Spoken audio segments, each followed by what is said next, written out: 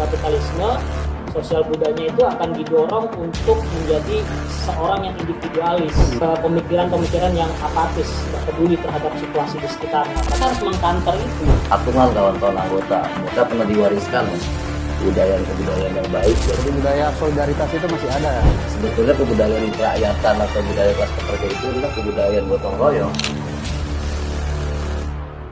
Halo teman-teman semua, kembali lagi kita dalam bincang-bincang kelas pekerja. Perkenalkan, saya Akbar yang hari ini akan memandu bincang-bincang kita. Jadi hari ini saya host yang akan memandu acara kita hari ini. Karena kita membicarakan tentang budaya kelas pekerja, kita menghadirkan dua narasumber yang akan mendiskusikan tentang budaya kelas pekerja itu seperti apa. Ada Bung Yahya. Halo. Dan ada Bung Oncom. Nah, dua orang ini adalah tokoh-tokoh buruh yang sudah malam melintang di dunia gerakan buruh.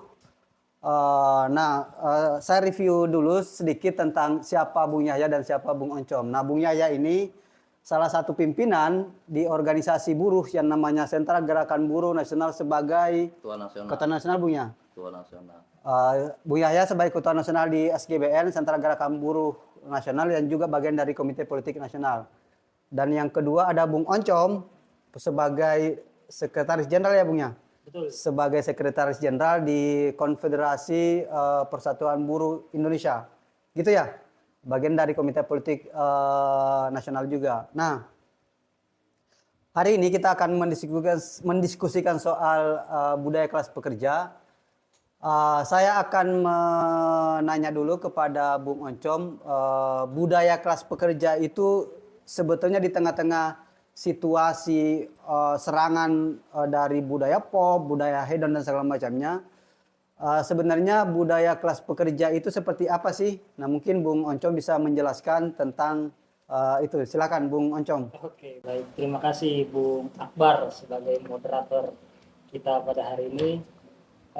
Ini topik yang boleh dibilang bagi saya agak sering luput kita diskusikan ya. Karena pasca Orde Baru itu kan budaya-budaya kritis itu juga sering dibatas-batasi. Jadi kita mengeksplor tentang perspektif kebudayaan kelas pekerja atau budaya yang dimaknai sebagai budaya perlawanan itu hampir luput di dalam pendiskusian-pendiskusian baik di gerakan buruh, mahasiswa dan seterusnya. Tapi menariknya kita mulai bangkit lagi untuk membicarakan tentang tema-tema seperti ini nih, keren banget. Jadi kalau saya sih pengen masuknya itu lewat pendekatannya itu melalui teori kelas gitu ya. Jadi kita memahami kalau seandainya corak produksi atau sistem ekonominya, bangunan bawahnya itu kapitalistik, katakanlah yang berkuasa hari ini, maka sosial budayanya juga ikut-ikutan kapitalistik tuh. Jadi budaya kapitalistik ini karena watak aslinya rakus, dia punya watak selalu ingin mengakumulasikan keuntungan dengan cara apapun. Terus kemudian juga dengan cara eksploitasi yang keduanya kan, ya mengeksploitasi sumber daya alam kita, mengeksploitasi sumber daya manusianya, tenaga kerjanya, dan begitu sukses dia selalu melakukan perluasan gitu, ekspansi bisnisnya untuk kembali lagi mengeksploitasi sehingga mendapatkan keuntungan sebesar-besarnya. Nah, problemnya budaya itu kemudian dalam kerangka untuk melanggengkan sistem ini, sistem produksi yang kapitalistik, dia harus menciptakan budaya-budaya yang menopang itu tuh, yang mendukung bisnisnya itu tetap akan lancar tanpa ada hambatan-hambatan. Maka dalam sistem kapitalisme, sosial budayanya itu akan didorong untuk menjadi seorang yang individualis. Artinya kalau individualis ya lu nggak peduli dengan orang lain, lu hanya memikirkan diri sendiri, bagaimana memenuhi kebutuhan sendiri, memperkaya diri sendiri, yang lainnya bodoh amat lah. Sehingga muncul pemikiran-pemikiran yang apatis, nggak peduli terhadap situasi di sekitarnya. Padahal di beberapa literasi atau misalkan pendekatannya agama gitu, agama saya mengajarkan lu kalau seandainya ngelihat tetangga lu kelaparan dan lu diem aja nggak coba membantu, pasti ya lu masuk dalam kategori orang yang berdosa juga tuh. Jadi itu sangat penting. Pengaruh budaya yang individualis itu ciptaan dari kapitalisme itu sendiri. oke. Budaya hedon, hura-hura, nggak berdasarkan sesuai kebutuhan, terus budaya yang dipaksa kita untuk jadi konsumtif gitu loh. Karena kapitalisme itu kan dia akan menggenjot produksinya tuh, dan produknya itu harus terserap di masyarakat. Nah, sehingga masyarakat dipaksa untuk menjadi konsumtif. Jadi even dia nggak sesuai kebutuhan, tapi karena budaya yang diciptakan menjadi konsumtif, maka dia akan membeli produk yang sebenarnya bukan kebutuhan hidupnya dia. Nah, gitu kira-kira itu pandangan dalam pendekatan teori kelas. Sehingga kalau kita ngambil contoh misalkan revolusi Tiongkok pada saat itu, makanya diawali dengan revolusi kebudayaan. Jadi di Tiongkok itu sejarahnya memang kan dia melawan budaya atau sistem produksi feodal, maka budaya feodalnya dulu yang harus dihilangkan, ditinggalkan. Maka revolusinya melalui revolusi kebudayaan. Nah, menurut saya di Indonesia ini kan terinterupsi dia ininya, masuknya kapitalisme itu nggak berdasarkan perjuangan kelas burjuasi nasionalnya. Jadi kita dipaksakan itu menjadi seorang yang sangat kapitalistik, dan bagi saya budaya kelas pekerja itu adalah salah satu jawaban sebagai budaya perlawanan juga. Nah, mungkin itu dulu sebagai pengantar, nanti kita bisa lanjut ini ekspor lagi. Tapi ada hal yang menarik, Bun. Tadi yang mau saya highlight itu soal bahwa kapitalisme ini juga kan mendorong budaya konsumerisme gitu ya. Nah, bahkan dia dengan dengan sukarela menggelontorkan mungkin dana sampai miliaran untuk misalnya membayar iklan gitu ya, menyewa misalnya tokoh artis-artis gitu ya. Bahkan fenomena misalnya kayak misalnya di produk Nike itu, untuk misalnya menyewa siapa Messi atau Ronaldo gitu ya, yang sampai miliaran, sementara kan gaji buruh kan tidak seberapa gitu. Sementara produk yang dihasilkan dari produk misalnya sepatu gitu, itu lebih kecil daripada uang yang digelontorkan untuk membayar iklan-iklan gitu ya, iklan-iklan agar masyarakat bisa itu. Nah, saya mau meng-highlight itu gimana seperti apa misalnya budaya konsumerisme itu yang kemudian didorong oleh kapitalisme ini. Iya, mereka punya strategi tentunya, termasuk itu salah satu strategi marketing kan. Orang nggak butuh, itu bukan kebutuhan dasar, tapi kemudian di set up biar orang merasa, gue pengen nih, gitu kan. Itu strategi marketingnya dari sistem kapitalisme. Jadi mau nggak mau orang akan mengikuti alur itu, karena memang propaganda itu yang sangat masif, gitu. Bukan kemudian antitesanya itu seharusnya ada propaganda yang kemudian menjawab kebutuhan masyarakat. Misalkan masyarakat hari ini butuh pangan yang berkualitas gitu. Kenapa nggak masif untuk membicarakan tentang produk pertanian gitu kan, misalkan kayak gitu kan. Pemerintah seharusnya menopang itu untuk menjawab kebutuhan masyarakat, kira-kira gitu. Bukan kemudian kita nggak butuh teknologi yang terbarukan, misalkan robot dan sebagainya, tapi kita butuh makan hari ini, kita butuh pangan kita dirapikan. Nah, seharusnya itu yang kemudian dikampanyekan, dipropagandakan, diiklankan sekuat-kuatnya oleh pemerintah biar kita bisa menyerap produk nasional, produk pertanian. Karena kalau kemudian iklan-iklannya yang ini kan misal iPhone segala macam, iya memang orang butuh teknologi sekarang semakin pesat gitu kan. Tapi apakah itu menjadi kebutuhan yang mendesak? Sementara buruh aja dengan UMP yang masih sangat rendah gitu ya, ya flat misalkan 5 juta, katakanlah tertinggi 5,2 juta. Harga iPhone aja tuh berapa? yang terbaru mungkin udah 20 jutaan gitu kan, itu nggak akan mungkin. Akhirnya seharusnya dia harus misalkan nyicil rumah gitu kan, atau pendidikan anak, itu akhirnya terabaikan dan kemudian membeli kebutuhan yang bukan kebutuhan dasar tadi, bela-belain beli iPod atau bela-belain konser, nonton konsernya K-pop misalkan, kayak gitu-gitu, budaya-budaya hedon kayak gitu. Nah itu menurut saya memang perlu kita kritisi sesuai dengan kebutuhan mendasar kita. Oke, tadi Bung, nah saya mau ganti ini narasumber nih. Jadi tadi Bung Oncom itu kan, jadi ada pertarungan budaya nih ya. Jadi kalau bahasanya Gramsci ini kan ada pertarungan hegemoni gitu loh.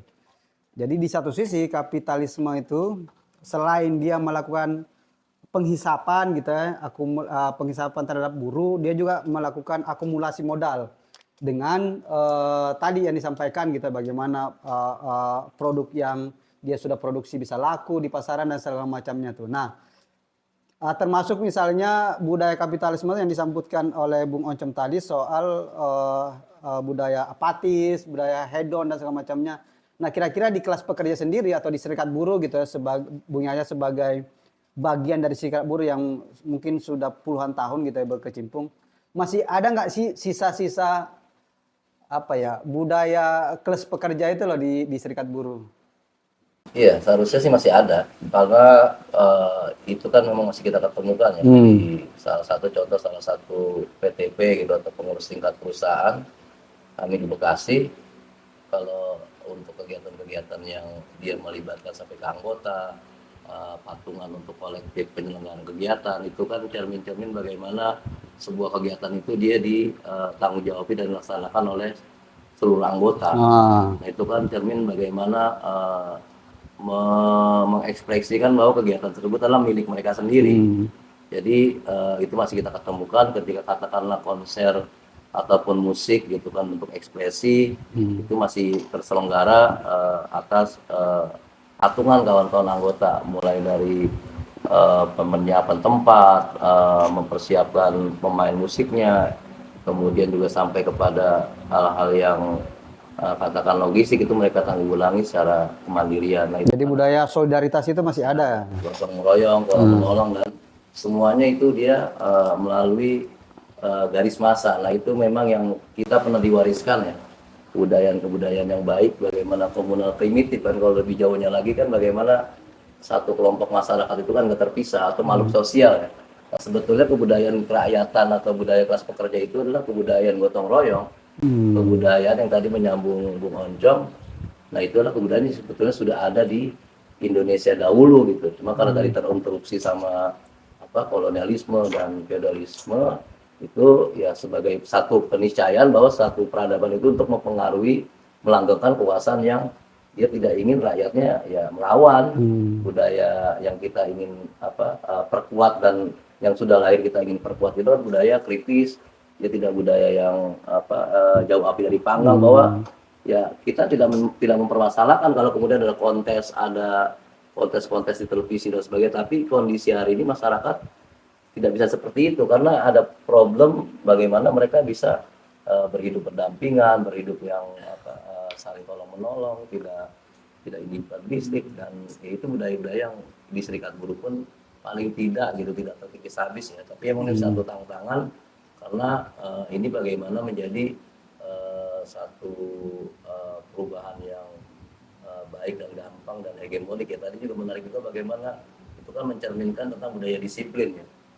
Artinya juga kebudayaan kelas pekerja itu juga tidak terlepaskan dari semangat berdisiplin. Artinya ketika anggota pengurus menerima satu tanggung jawab, itu adalah sebagai satu hal yang patang, tidak boleh tidak dikerjakan. Ada komitmen dan konsisten, sehingga cermin ekspresinya kelas pekerja salah satunya juga bermuatan tentang kedisiplinan terhadap sebuah tanggung jawab, pelaksanaan tanggung jawab tersebut. Nah itu sih, jadi mudah-mudahan masih ada satu asa harapan ya, tidak terkikis habis kapitalistik ini, masih ada benih-benih ataupun ada satu ruang ekspresi yang masih bisa dipertahankan oleh kelas pekerja ya. Iya. Itu apa? Ya kan gini nih, kita kelas buruh sekarang kan juga apa ya, digencar oleh budaya tadi ya disampaikan ya yang kapitalistik, yang individualistik dan segala macamnya gitu. Bahkan dari mereka bangun sampai tidur pun kan mereka disogoi oleh acara-acara yang sifatnya individualistik gitu loh.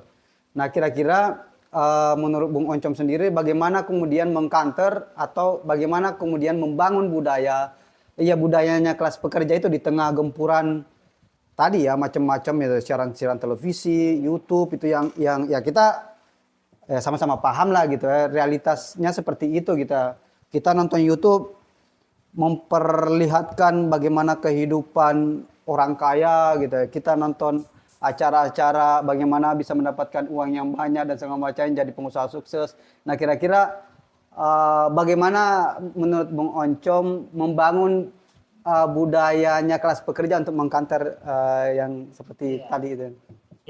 Ya, menurut saya sih yang pertama kali harus dilakukan oleh organisasi-organisasi gerakan rakyat, serikat buruh, serikat petani, serikat mahasiswa gitu ya, dia harus memberikan pemahaman dulu tentang apa itu kelas pekerja gitu. Tadi kita udah bedah soal pendekatannya melalui teori kelas, kita bahas sedikit soal sistem produksi kapitalisme gitu kan, yang menciptakan budaya-budaya yang apatis, budaya yang individualis, konsumtif dan sebagainya. Nah, sekarang kita coba lihat katakanlah dalam konteks Indonesia gitu ya, secara geografis atau geopolitiknya, jumlah total penduduk kita itu ada sekitar 270 jiwa penduduk gitu ya. Mayoritas itu sebenarnya kelas pekerja. Mayoritas itu kelas pekerja. Ada sekitar 58 juta jiwa itu pekerja formal. Orang yang kemudian bekerja di dalam sebuah perusahaan gitu ya. Lembaga yang kemudian dia diupah mendapatkan perintah, ada kerjanya gitu. Dan 77 jutanya itu informal. Artinya sebenarnya saya mau bilang masyarakat kita itu didominasi oleh kelas pekerja. Kelas yang kemudian sebenarnya dia terserabut dari alat produksinya atau dia kehilangan dari alat produksinya tuh. Kayak misalkan petani kehilangan alat produksinya ketika tanah-tanahnya itu dirampas oleh para korporat-korporat untuk membangun perusahaan, bangun bisnis, pertambangan, perkebunan, sehingga merampas lahan-lahannya petani sehingga petani kehilangan alat produksinya. Terus kemudian juga buruh juga kemudian dia harus bekerja dari pagi sampai sore bahkan sampai malam, dia mendapatkan upah yang sangat rendah. Terus kemudian dia kehilangan atau dicuri nilai lebihnya gitu kan, yang seharusnya dia mendapatkan kesejahteraan yang lebih daripada sekedar upah UMP gitu kan. Terus orang-orang yang juga kemudian kehilangan sumber penghidupannya, kayak misalkan kawan-kawan nelayan gitu, karena sungai-sungainya atau laut tempat dia cari makan, cari ikan, itu sudah mulai tercemari oleh limbah-limbah perusahaan perkebunan, perusahaan tambang. Nah, terus juga teman-teman perkotaan gitu yang kemudian harus termiskinkan karena rumah-rumahnya digusur atas dasar kepentingan publik, misalnya dibangun apartemen, dibangun mall dan seterusnya. Itu orang-orang yang kehilangan alat produksi. Itu yang kita sebut dengan kelas pekerja. Dan yang tadi angka-angka saya sebut itulah angka yang mendominasi gitu dibandingkan orang yang menikmati dari sistem kapitalisme hanya sekian 1% gitu kan, sedikit sekali. Nah, sehingga kita harus mengkanter itu, karena mereka akan terus menggeloncorkan atau menghegemoni propaganda-propaganda yang sifatnya tadi kita sebutkan itu untuk melanggengkan bisnisnya dia atau sistem kapitalisme ini sendiri. Nah, sehingga penting bagi kayak misalkan serikat buruh gitu ya, bentuk perlawanan. Jadi saya memaknai budaya kelas pekerja itu sebagai budaya perlawanan, budaya pembebasan terhadap satu kelas yang hari ini masih terzolimi. Kalau kita bilang bahwa masa aksi itu adalah satu prinsip perjuangan, itu memang nggak bisa kita tolak, nggak bisa kita kompromi. Sebagai garis perjuangan salah satunya adalah garis massa. Itu udah pasti kita akan aksi berdiskusi dan aksi gitu kan. Tapi untuk memotret realita kehidupan masyarakat yang tadi saya sampaikan, buruh, tani, nelayan, itu nggak mesti harus selalu melalui aksi-aksi, diskusi. Itu udah lumrah kita lakukan selama ini. Tapi yang harus kita kembangkan itu adalah kita ngambil angle dari sisi yang lain gitu. Kita ngambil format dari sisi yang lain dari kebudayaan misalkan, atau dari seni dan budaya. Nah sebenarnya Bung Akbar, Bung Yahya, kalau seandainya kita mau gali lagi nih potensi di basis massa kita atau di anggota-anggota kita, itu banyak potensi-potensi anggota-anggota kita yang punya jiwa-jiwa seni, punya jiwa-jiwa kebudayaan gitu. Bahkan kultur Indonesia itu memang kultur yang berkebudayaan, banyak budayanya gitu, dan itu terserap secara alamiah. Jadi untuk memotret realita di kondisi misalkan diskriminasi, intimidasi di dalam pabrik, itu teman-teman yang punya jiwa seni itu dia akan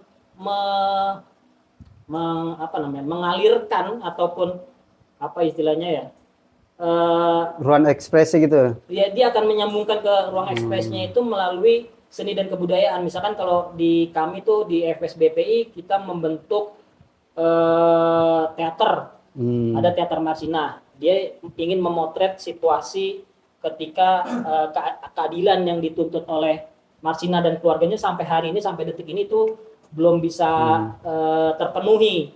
Maka teman-teman membuat teater untuk mempropagandakan, kira-kira kayak gitu. Terus atau misalkan teman-teman membuat komunitas semper namanya, seniman perempuan itu dalam bentuk tarian-tarian. Jadi ingin memotret realitas kehidupan di pabrik yang penuh dengan intimidasi, penuh dengan diskriminasi, termasuk pelecehan seksual, itu dituangkan di dalam kesenian tari gitu loh. Jadi ketika teman-teman mengkonsepkan bagaimana kondisi buruh di pabrik itu, ada intimidasi, ada mandor, ada supervisor yang kemudian bertugas untuk mengintimidasi, untuk ngejar target, untuk kepentingan para pemodal ini kan, biar untung. Tapi kondisi buruhnya itu nggak diperhatikan, ditekan terus. Bahkan di sisi tertentu ada pelecehan-pelecehan. Nah, kawan-kawan kadang-kadang nggak bisa speak up tuh, nggak bisa langsung speak up gitu ya, meskipun kita terus ngedorong itu. Tapi kawan-kawan mulai mengkanalisasikan itu di dalam bentuk kesenian, tarian. Ekspresinya jadi gitu. ada tarian yang kemarin kita ciptakan dan kemudian berhasil kita pentaskan untuk pertama kalinya di dalam panggung kebudayaan kelas pekerja. Nah, jadi kayak gitu-gitu. Dan yang seni musik misalkan ada di salah satu basis kita di PT Mayora, dia punya kemampuan bermusik, band.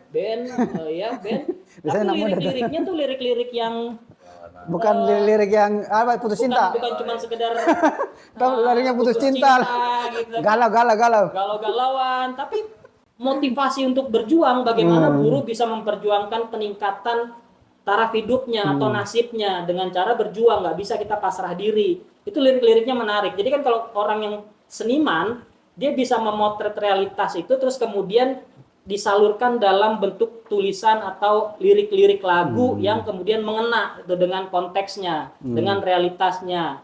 Terus kalau orang yang misalkan kayak ini nih, lukisan gitu ya. Lukisan ya dia bentuk protesnya itu dalam bentuk gambar. Dia tuliskanlah, dia gambarkan situasi realitanya, protesnya kayak gini. Kondisinya misalkan ada ketidakadilan dan sebagainya, dia tuangkan dalam sebuah kanvas. Nah, saya rasa hal itu yang harus kita kembangkan di dalam organisasi-organisasi kerakyatan. Jadi aksi massa, diskusi itu tetap kita lakukan, tapi kita perlu format lain yang kemudian bisa mewakili ekspresi kawan-kawan di basis itu, protes-protes kawan-kawan di basis itu kemudian menjadi satu bentuk karya yang kemudian itu bisa terdokumentasikan dengan baik, terserap dengan baik, dan terkampanyekan atau terpropagandakan dengan baik sehingga banyak yang bisa melihat dan mendengar tuh.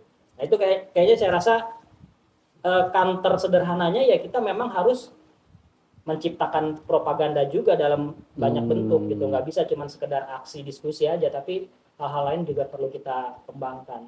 Menurut saya begitu, Bung Akbar. Ya artinya kan sebenarnya di serikat buruh itu kan berlimpah tuh sumber daya yang dimiliki, dan kawan-kawan dalam mengekspresikan mungkin ketertindasan gitu, pelecehan gitu, ketidakadilan gitu ya. Itu salurannya, kanalisasinya berbagai macam cara-cara tadi yang disampaikan gitu, selain misalnya aksi dan diskusi. Nah, kira-kira ke depannya gitu ya, apa yang bisa kita lakukan terutama di serikat buruh gitu ya, dalam membangun kebudayaan atau membangun budaya kelas pekerja gini lah, agar memang pertarungan antara kelas pekerja dan pemilik modal, kaum modal gitu ya, semakin apa namanya, semakin sengit lah gitu ya. Karena ini kan dua kelompok yang tidak bisa terdamaikan. Nah, kira-kira mungkin sekalian closing statement lah. Kira-kira kalau menurut Bung Yahya dan Bung Oncom, apa yang harus dilakukan oleh kelas pekerja gitu ya, terutama kawan-kawan di serikat buruh untuk mengcounter hegemoni apa namanya budaya gitu dari kapitalisme ini. Mungkin mulai dari Bung Yahya dulu. Ya, saya mengapresiasi ya Bung Akbar sama teman-teman bincang-bincang buruh hari ini. Bincang kelas pekerja. Bincang kelas pekerja. Bahwa hari ini kan sebetulnya satu investasi besar ya. Bahwa harapan tentang ekspresi kelas pekerja itu nggak mati di Indonesia. Nah, kita sedang memulai satu harapan, kita memelihara dan memperbesar melalui hal-hal yang bisa dilakukan pada kegiatan serikat pekerja ya. Contoh dalam hal rapat, tetap memberikan ekspresi yang sama kepada seluruh anggota dalam berekspresi, menyampaikan pendapat, menyampaikan hobi dan bakat, dan kemudian organisasi bertanggung jawab memperbesar ruang-ruang tersebut sehingga bisa mengimplementasikan ekspresi-ekspresi yang bisa disalurkan sama anggotanya. Bahwa benar kita juga tetap akan memperbesar gitu kan jumlah anggota, mengkualitaskan pendidikan, juga kemudian tetap memobilisasi protes. Tapi yang juga seiring waktu atau dalam waktu bersamaan juga kita tetap harus memberikan ruang-ruang ekspresi anggota untuk bisa menyalurkan ekspresi perlawanannya, karena itu adalah salah satu bentuk dari manifestasi bagaimana cermin dari budaya tolong menolong ya, garis massa, berdisiplin. Nah, karena disitulah latihan-latihan untuk agar bagaimana kebudayaan kelas pekerja ini dia bisa seiring waktu secara natural dia bisa berhadapan-hadapan dan menggantikan satu sistem budaya kapitalistik yang dia sudah kita bisa rubah dalam kebiasaan sehari-hari. Nah, itu saya menaruh harapan besar, semoga dengan bincang-bincang diskusi kelas pekerja ini adalah sebagai satu harapan bahwa kita sedang melakukan itu, kita sedang memelihara itu, kita sedang memperbesar satu harapan tersebut sehingga satu kelompok masyarakat Indonesia ke depan gitu kan, sebuah keadaan Indonesia ke depan yang dia bertolak belakang atau berganti satu kondisi yang kita harapkan. Masyarakat yang kemajemukan, masyarakat yang di anti kapitalistik, dia kemudian masyarakat yang gandrung sama budaya tolong menolong. Nah, ini satu celengan sedang kita tabung, dan saya meyakini kita akan nebok celengan tersebut kalau kita konsisten kan. Karena sesuatu yang dicelengin, satu hal yang diinvestasikan, dia pasti akan memperoleh ganjarannya di kemudian hari. Dan serikat pekerja harus memfasilitasi kreativitas yang lahir dari anggota. Gitu. Karena itu ruang ekspresi pertama kan, selain di masyarakat dan berbangsa dan bernegara. Nah, gitu, kalau Bung Oncom sendiri gimana? Ya, jadi ya bagi saya budaya kelas pekerja itu kan budaya perlawanan gitu ya. Budaya perlawanan yang kita maksudkan sebenarnya melawan budaya-budaya yang kemudian melanggengkan proses penindasan terhadap kelas pekerja. Artinya memang budaya ini harus kita arahkan dalam bentuk perlawanan untuk menggulingkan tatanan masyarakat kapitalistik tadi itu, sehingga menjadi masyarakat yang lebih baik. Nah, yang saya usulkan itu satu, tentunya karena kita ini organisasi massa gitu, organisasi rakyat, maka hal pertama yang kemudian harus kita gencarkan itu satu, mulai memasukkan di dalam modul pendidikan. Karena seringkali itu luput. Kita ada pendidikan ada materi soal cara berpikir, ekopol gitu kan, tapi filsafat gitu ya. Filsafat ya kan, tapi kadang-kadang kita luput untuk memasukkan materi tentang kebudayaan kelas pekerja sebagai simbol kebudayaan perlawanan.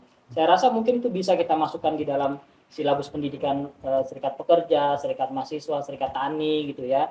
Karena itu menjadi dasar ketika satu organisasi ini kemudian merumuskan program. Jadi kalau saya sih akan mendorong, kayak di KPB ini sedang gencar mendorong sayap kebudayaan gitu loh. Jadi harus ada departemen khusus yang mengelola sayap kebudayaannya. Bahkan saya juga sedang mendorong di Partai Buruh itu akan memunculkan sayap kebudayaan. Nah, kayak gitu. Nah, kemudian sehingga kebudayaan kelas pekerja semakin masif gitu kan, semakin gencar. Nah, yang terakhir itu menurut saya kita nih punya banyak kawan jaringan yang punya perspektif perjuangan kelas yang tapi konsentrasinya di seni dan budaya. Ada kawan-kawan sebumi, ada kawan-kawan kepal. Itu menurut saya dalam konteks pertarungan politik harusnya kita rangkul.